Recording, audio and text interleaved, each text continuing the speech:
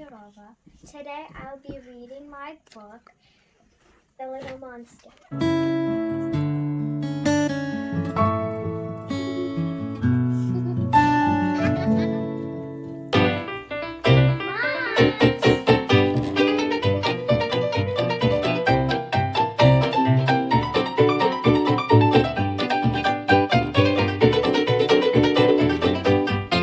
The Little Monster.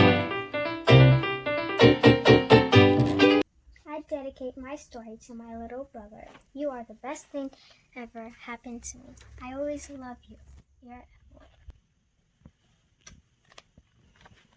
Exactly 3 years ago, my life was like a beautiful sunny day without a single cloud. I could play in my room for as long as I want. My mom cooked a very yummy meal for me, like macaroni and cheese. I could come to my parents' bed anytime in the middle of the night, and my mom would kiss me, hug me, and let me sleep with them. I really enjoyed it, and I was very happy.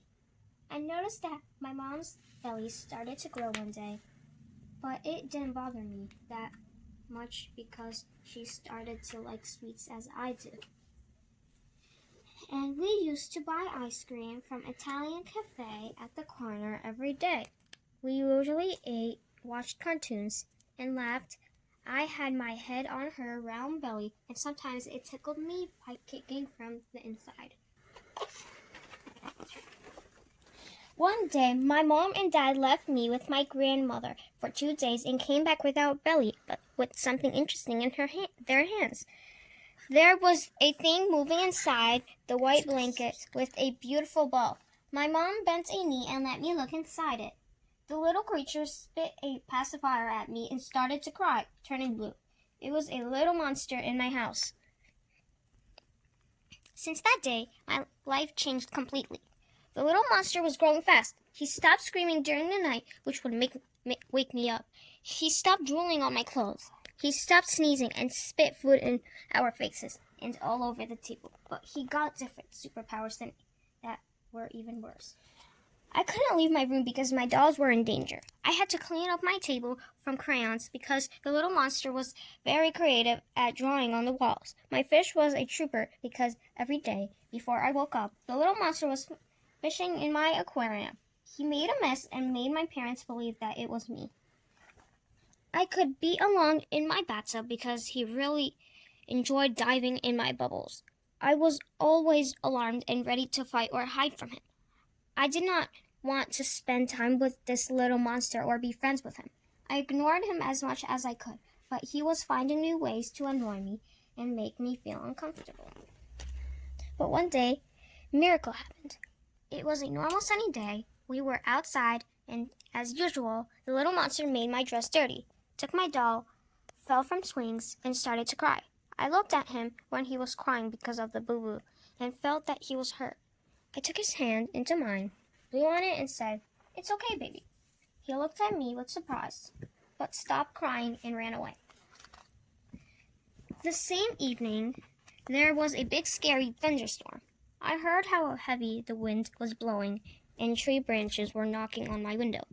There was thunder and lightning. I heard my parents' worried voices that they needed to fix electricity that was disconnected. I was terrified and very uncomfortable in my room.